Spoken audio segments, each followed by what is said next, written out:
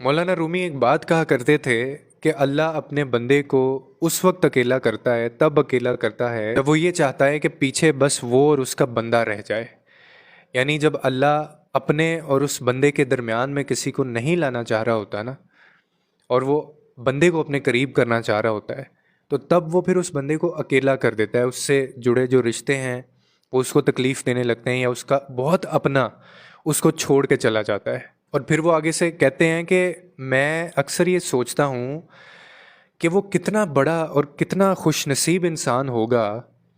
कि जिसको अल्लाह ख़ुद अपने करीब करना चाहता है, जिसको ख़ुद अल्लाह अपने लिए चुनता है। बेशक वो वक्ती तौर पर लोगों से धोखे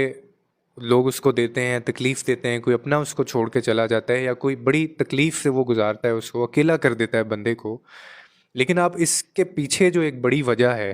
वो कितनी खूबसूरत है और कितनी बड़ी खुशनसीबी है कि अल्लाह उस बंदे को अपने करीब करना चाह रहा होता है। यानी कितनी खूबसूरत तन्हाई है, कितनी ज़बरदस्त ये आइसोलेशन है कि एक आम इंसान या एक गुनाहगार बंदा कि जिसको अल्लाह ताला पल भर में अपने करीब करना चाह रहा होता है, और वो इतने बड़े बादशाह के करीब जा रहा होता है।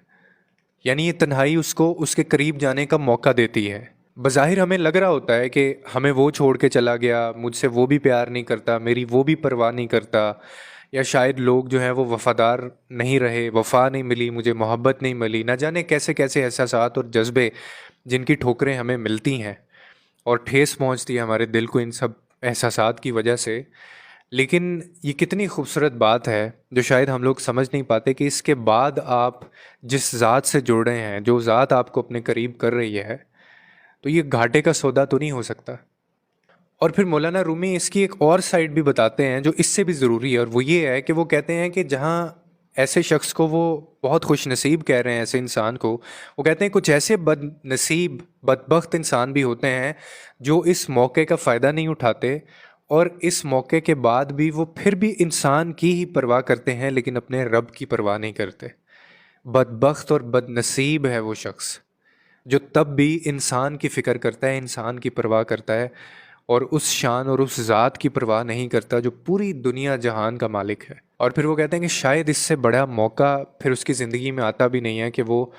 उस ज़ात, उस मालिक, उस बादशाह के करीब जा सके, क्योंकि वो अपनी तन्हाई से कुछ समझा नहीं होता। तो आप भी अगर कभी ज़िंदगी में अकेले पड़ जाएं, कोई आपको छोड़ के चला जाए अपना, तो ये मत सोचिएगा कि लोग आपकी परवाह नहीं करते।